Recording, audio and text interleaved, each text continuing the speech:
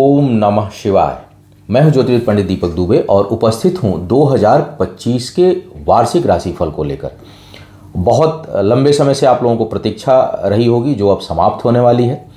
इस बार मैं जो ये वार्षिक राशिफल है उसको कई हिस्सों में लेकर के आ रहा हूं, जिसमें पहला हिस्सा जो देने जा रहा हूं वह है वार्षिक सारांश। हर राशि के लिए मैं वार्षिक सारांश दूंगा, उसके बाद अलग अलग विषयों पर आपको अलग अलग वीडियो थोड़ा सा डिटेल में दूंगा। तो कई वीडियो आएंगी, अभी उसकी घोषणा नहीं कर रहा हूं, लेकिन ये बता रहा हूं कि कई वीडियो आने वाली है और विस्तार से इस बार जो मैं आपको राशिफल 2025 का देने वाला हूं। अभी जो बात करेंगे वो वार्षिक सारांश की बात करेंगे हर राशि वालों के लिए, लेकिन जो मुख्य बातें पूरे वर्ष में रहने वाली हैं उस पर चर्चा कर लेते हैं कि क्या क्या मुख्य बातें रहने वाली हैं। लेकिन अब देखिए, जब चर्चा करूंगा तो इसमें तो भाई शुभ बात भी होगी और अशुभ बातें भी होंगी, अच्छी भी होंगी, बुरी भी होंगी। तो उससे पहले मैं आप सभी को नव वर्ष की ढेर सारी बधाइयाँ दे दूं, ढेर सारी शुभकामना दूं, और जितनी विघ्न और बाधाएं, जो अच्छी चीज़ें हैं वो तो खूब अच्छी हों ही, लेकिन अगर कोई विघ्न और बाधा आने के संकेत सितारे दे रहे हैं तो मैं भगवान शिव से प्रार्थना करूंगा कि वो भी दूर हों और आपके जीवन में चहुमुखी विकास और कल्याण भगवान शिव करें। इस प्रार्थना के साथ जो है वो मैं राशिफल प्रारंभ करने जा रहा हूं।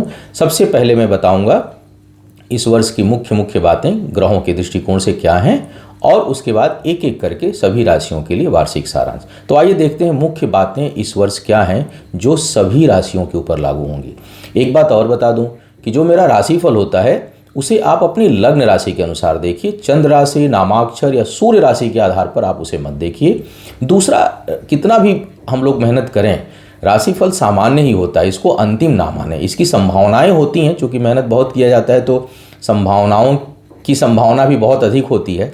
फिर भी इसे आप सामान्य मानिए। आपके जीवन में जो घटनाएं घटित होंगी वो आपके अपनी कुंडली की क्या स्थिति है, वर्तमान में आप किस दशा अंतर या प्रत्यंतर से गुजर रहे हैं, स्थायी जो कुंडली है, जन्म कुंडली, उसमें ग्रहों की स्थितियाँ किस प्रकार की हैं, और वे ग्रह इस समय किस स्थिति में है, इस पर निर्भर करती हैं।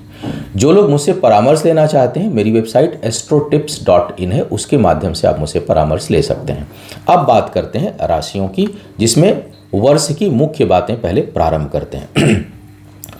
शनि का गोचर मीन राशि में 29 मार्च को होगा। शनि, देखिए, शनि, राहु, केतु और गुरु ये बहुत प्रभावित करते हैं, क्योंकि एक इनकी दशांतर हो ना हो, क्योंकि कहीं ना कहीं प्रत्यंतर में सूक्ष्म प्राण में टकराते ही टकराते हैं और आपके जिस भाव में रहेंगे वहाँ लंबे समय तक रहते हैं। तो शनि देव जो है वो 29 मार्च तक अपनी कुंभ राशि में है, लेकिन 29 मार्च 2025 से वो आ जाएंगे मीन राशि में।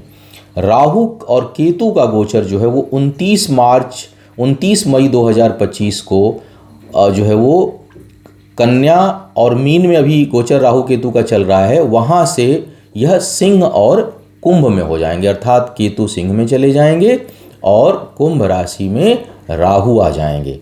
तो वर्ष के दौरान बीच में चर्चा किया जाएगा क्या प्रभाव होगा, लेकिन मुख्य बातें समझ लें। देवगुरु बृहस्पति 14 मई को मिथुन राशि में आ रहे हैं, अभी वृषभ में गोचर कर रहे हैं। 18 अक्टूबर को कर्क में जाएंगे कुछ समय के लिए, लेकिन पुनः 5 दिसंबर को मीन में आ जाएंगे। तो अब इस वर्ष अगर देखा जाए तो देवगुरु बृहस्पति वृषभ राशि को प्रभावित कर रहे हैं, मिथुन राशि को प्रभावित कर रहे हैं और कर्क राशि को भी प्रभावित कर रहे हैं। तो कुल मिलाकर के गुरु जो है वो थोड़ा सा इस बार जो है वो आपको अस्थिरता देने की स्थिति बना रहे हैं। 7.5 की अगर मैं बात करूं तो 7.5 चंद्र राशि से देखी जाती है। अगर जिसकी चंद्र राशि कुंभ है उनके लिए अंतिम शनि की ढैया शुरू होगी, क्योंकि जब मीन राशि में जाएंगे तो मीन वालों के लिए मध्य 7.5 क्षमा करिएगा 7.5 शुरू होगी, कुंभ वालों के लिए अंतिम, मीन वालों के लिए मध्य और मेष के लिए 7.5 का प्रथम चरण प्रारंभ इस वर्ष होगा 29 मार्च के बाद। ढैया की बात करूं तो चंद्र राशि से ही ढैया भी देखी जाती है। अभी कर्क और वृश्चिक को प्रभावित कर रहे हैं, दोनों से ढैया समाप्त हो जाएगी और सिंह और धनु के लिए जो है वो शनि की ढैया प्रारंभ होगी। सभी राशियों के लिए जो यह वर्ष है वह 2 तरह का प्रभाव देने वाला है, क्योंकि जो प्रमुख प्रभावशाली लंबे समय तक रहने वाले ग्रह हैं राहु, केतु, बृहस्पति और शनि, ये मोटा मोटी, क्योंकि 29 मार्च को शनि का हो रहा है, तो आप अप्रैल और बाकी जो परिवर्तन है वो मई में होने वाले हैं। तो मोटा मोटी आप अप्रैल मई ले लीजिए। हमने मई को ले लिया है महीना मिड। मई से पहले हर लोगों के लिए कुछ प्रभाव वर्ष का अलग होगा और मई के बाद जो है वो कुछ प्रभाव अलग होगा। कुल मिला के थोड़ा सा यह वर्ष अस्थिरता देने वाला होगा लगभग सभी राशियों के लिए। किस किस के क्षेत्र में क्या होगा मई से पहले और मई के बाद, उस पर बाद में विस्तार से चर्चा करेंगे। इस वर्ष में 4 ग्रहण 2 मार्च के महीने में 14 और 29 तारीख को और 2 सितंबर के महीने में 7 और 21 तारीख को लगने वाले हैं। तो यह वर्ष का ग्रहों का सारांश मैंने देने का प्रयास किया। अब एक एक करके बात करूंगा कि आपकी लग्न राशि के अनुसार मई से पहले क्या इस वर्ष का सारांश है और मई के बाद क्या इस वर्ष का सारांश है। अब बात करते हैं मीन लग्न राशि जिनकी है उनके लिए किस प्रकार के संकेत सितारे दे रहे हैं। जैसा सभी लग्न राशि के लिए मैंने बताया कि 2 हिस्सों में बांटा है मैंने इस वर्ष को, मई से पहले और मई के बाद। किस प्रकार के संकेत दे रहे हैं सितारे, क्या सारांश है, और जो ये वार्षिक सारांश, इसीलिए मैंने इसकी हेडिंग डाली है क्योंकि मैं इसमें समराइज्ड बात कर रहा हूँ, बहुत ज़्यादा यहाँ वहाँ की कहानी नहीं, एक एक लाइन की बात और ग्रहों की बात कि ग्रह किस प्रकार की स्थिति उत्पन्न है और क्या चीज़ें हैं। मई तक अगर प्रमुख ग्रहों की स्थिति देखा जाए, वर्ष के प्रारंभ में अगर प्रमुख ग्रहों की स्थिति देखा जाए, 4 जो ग्रह लंबे समय तक आपको प्रभावित करते हैं, उसमें राहु आपके लग्न में वर्ष के प्रारंभ में गोचर कर रहे हैं जब वर्ष प्रारंभ होगा। केतु आपके 7वें भाव में, शनि देव आपके 12 भाव में स्वराशि कुंभ राशि में, और देव गुरु बृहस्पति जो है आपके लग्नेश 3रे भाव में वृषभ राशि में गोचर कर रहे हैं वर्ष के प्रारंभ में। इनका क्या होगा प्रभाव, शनि जहाँ बैठे हैं वहाँ से आपके आय स्थान को, क्षमा करिएगा, बचत भाव को, 2रे भाव को, 6ठे भाव को सिंह राशि पर और भाग्य स्थान पर वृश्चिक राशि पर इनकी दृष्टि जा रही, वहाँ से प्रभावित कर रहे हैं। देवगुरु बृहस्पति आपके 7वें भाव को, आपके भाग्य स्थान को और आपके आय स्थान यानी 11 भाव को प्रभावित कर रहे हैं। क्या होगा इसका संभावित प्रभाव, क्या संकेत दे रहे हैं, इस पर बात करते हैं एक एक करके, सारांश स्वरूप एक एक लाइन में। पहली बात तो यह है कि आय के मामले में कुछ हद तक अभी समय जो है आपका कठिन रहने वाला है। इनकम के मामले में आसान राह नहीं है। जमीन जायदाद जो है अभी आपको नहीं खरीदना चाहिए क्योंकि उसमें हानि का योग बना हुआ है, नुकसान हो सकता है, परेशान हो सकते हैं, इसलिए जमीन जायदाद अभी ना खरीदें तो बेहतर रहेगा। मन में बहुत बेचैनी होगी, मन शांत नहीं है, अशांत मन है, जिस कारण निर्णय शक्ति प्रभावित हो रही है। कोई महत्वपूर्ण निर्णय लेना हो, अब कई बार होता है रोजमर्रा के जीवन की बात अलग है, लेकिन कोई बहुत बड़ा, कई बार बहुत बड़े फैसले होते हैं जिसको लाइफ टर्निंग होते हैं, तो बेहतर होगा कि उसको इस समय आप एवॉइड करें। मन बेचैन रहेगा, क्रोध पर नियंत्रण करना बहुत आवश्यक है। उपचार, सावधानी और उपचार में जब बात करूंगा तो क्या करना चाहिए उस पर बात करूंगा। अभी खाली मैं सारांश स्वरूप किस तरह की संभावना सितारे बना रहे हैं। तो बेचैन मन, क्रोध पर नियंत्रण, क्रोध की अधिकता, ये सब चीज़ें आपको परेशान करेंगी। शिक्षा प्रतियोगिता में सफल होने के लिए आपको विशेष प्रयास करना होगा, अधिक प्रयास करना होगा, अन्यथा ओवर कॉन्फिडेंस या उलझा हुआ मन आपको असफल बना सकता है। स्थान परिवर्तन की प्रबल संभावना बन रही है, लेकिन यह कोई बहुत अच्छा नहीं है संकेत दे रहा है। इसलिए सलाह यह है कि खुद से प्रयास ना करें स्थान परिवर्तन का, ठहरे रहें। अभी वर्ष के पहले हिस्से में खुद से स्थान परिवर्तन के लिए जोर ना लगाएं क्योंकि कोई समय बहुत अनुकूल नहीं दिखाई दे रहा है। संतान संबंधित कष्ट मिलने की संभावना बन रही है। वो कष्ट कई तरह के होते हैं, वो संतान की कुंडली और आपकी कुंडली देख करके डिसीजन होगा, लेकिन कुछ न कुछ संतान संबंधी मानसिक चिंता, कष्ट या परेशानी आपको बनी रहे, इसकी संभावना दिखाई दे रही है। इन सब विपरीत परिस्थितियों के बावजूद शुभ भावनाओं का उदय होगा। मन में विचार जो है वो चाहे कठिन, कई बार होता है कठिन परिस्थिति में हम निगेटिव सोचते हैं, नुकसान करने की सोचते लगते हैं, हानि पहुंचाने की सोचते लगेंगे, मन में क्रोध, ईर्ष्या, घृणा की भावना बढ़ने लगती है। लेकिन आपके साथ ऐसा नहीं होगा, उल्टा होगा। जितनी ज़्यादा, जैसे होता है ना कि सोना जो है आग में तपता है, निखरता है, उसी तरह से कठिनाइयों से आपके अंदर और शुभ भावनाओं का होगा, कैसे लोगों का कल्याण होगा, कैसे चीज़ें, कभी भी आप घबराएंगे नहीं, ना ही निगेटिव थाट आएगा। ये बहुत अच्छी बात है। और आप अपने करीबी लोगों के लिए, भाई बहनों के लिए, जो लोग आपके ऊपर डिपेंडेंट हैं, उनके लिए बहुत मददगार साबित होंगे।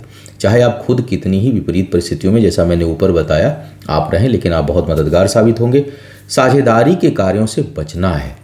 कोई भी कार्य साझेदारी में इस समय प्रारंभ ना करें, और अगर कर रहे हैं, किए हुए हैं, तो थोड़ी सावधानी बरतिएगा और किसी दूसरे के बहकावे में आकर के अति उत्साह में किसी के साथ काम प्रारंभ ना करें। कई बार होता है सामने वाला इन्फ्लुएंस कर देता है आपको, मेरे साथ आओ, ये करो, ऐसे बदल देंगे ज़िंदगी।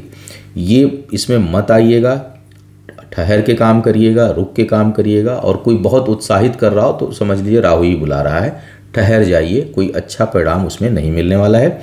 विवाह के लिए समय अनुकूल नहीं है, इसलिए बेहतर होगा कि उसको अभी स्थगित रखा जाए कुछ समय के लिए। क्षमा करिएगा। मई के बाद की स्थिति अगर मैं देखूं आपके लिए, तो जो ग्रह जो स्थापित हो चुके होंगे अपना स्थान बदल के, उसमें शनि आपके लग्न में आ जाएंगे, राहु आपके द्वादश भाव में, केतु आपके छठे भाव में, देवगुरु बृहस्पति जो है आपके लग्नेश चतुर्थ भाव में आ जाएंगे, जहाँ से सप्तम भाव पर स्व राशि पर दृष्टि पड़ेगी और व्यय भाव पर राहु के ऊपर दृष्टि पड़ेगी। क्या होगा इसका संभावित प्रभाव मई के बाद, आधा जो वर्ष का हिस्सा है उसमें, यानी जून से? एक तो धन की चिंता कुछ हद तक आपकी कम होगी, जो पहले हाफ में अधिक थी, लेकिन बिना वजह के खर्चे परेशान करेंगे, खर्चों से बड़ा परेशान रहेंगे। कार्य क्षेत्र में उन्नति का योग इस समय दिखाई दे रहा है आपके लिए, पद प्रतिष्ठा में वृद्धि होगी। स्थान परिवर्तन अब ठीक होगा। जो पहले मैंने कहा कि अपने से प्रयास ना करें, अब प्रयास करना हो तो प्रयास करिए, और अगर स्वतः हो तो भी स्थान परिवर्तन कुछ हद तक आपके लिए फायदेमंद साबित होगा, लाभ देने वाला होगा। जमीन जायदाद खरीदना चाहते हैं तो उसके लिए अब समय अनुकूल जो है वो बन रहा है, उसमें अब कठिनाई उतनी आपको नहीं महसूस होगी। इसके साथ साथ देखा जाए तो धार्मिक आपकी जो है धार्मिक भावनाओं में, हाँ, इस समय एक चीज़ नकारात्मक जो पहले हाफ में अच्छी थी, वहाँ पर एक निगेटिविटी दिखाई दे रही है कि कुछ धार्मिक जो भावनाएं आपके अंदर हैं उसमें कुछ कमी आएगी। अनैतिक खर्चों की संभावना बढ़ेगी, मतलब जो नीतिगत चीज़ें नहीं हैं, कुछ ऐसी चीज़ें कई बार होती हैं जीवन में जो नैतिक नहीं होती, उसके ऊपर आपका धन और समय खर्च हो, इसकी संभावना बहुत प्रबल रूप से बन रही है। विवाह योग्य जो लोग हैं उनको बाधाओं का सामना करना पड़ेगा, आसान राह नहीं है। कुंडली भी मिलाना होगा, और वैसे तो मुझे लग रहा है कि बहुत कठिनाई आएगी मीन वालों के लिए। आधे वर्ष का जब आधा समय बीत जाएगा, उसके बाद विवाह में बहुत कठिनाई आने की संभावना दिखाई दे रही है। अपने ऊपर इस समय खूब धन आप खर्च करेंगे, बेतहाशा धन खर्च कर सकते हैं। स्वास्थ्य में उतार चढ़ाव दिखाई दे रहा है, स्थिरता नहीं रहेगी। शरीर का बायां हिस्सा प्रभावित हो सकता है आपका, तो थोड़ा सा स्वास्थ्य का विशेष ध्यान आप रखें। संतान के दृष्टिकोण से समय अभी भी कष्टकारी रहेगा, यानी जो पहला हाफ है उसमें भी कुछ न कुछ कष्ट की संभावना दिखाई दे रही है। दूसरा हिस्सा भी संतान के मामले में बहुत शुभता लिया हुआ नहीं हो रहा है। गर्भवती महिलाओं को विशेष ध्यान रखना चाहिए अपना, और छोटी मोटी भी समस्या हो तो तुरंत उसको इग्नोर ना करें, बल्कि उस पर तुरंत एक्शन लें ताकि कोई नुकसान ना हो। क्रोध पर नियंत्रण जितना रखेंगे उतना लाभ पाएंगे। वैसे तो ये सबके लिए होता है, लेकिन मीन वालों के लिए यह विशेष रूप से कह रहा हूँ।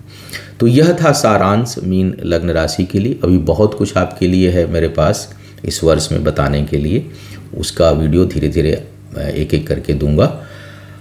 आपका आने वाला वर्ष बेहतर हो, शुभ हो, और ग्रह सितारे चाहे कुछ भी संकेत दे रहे हों, लेकिन भगवान शिव की कृपा से हर तरह की बाधा आपके जीवन में दूर हो।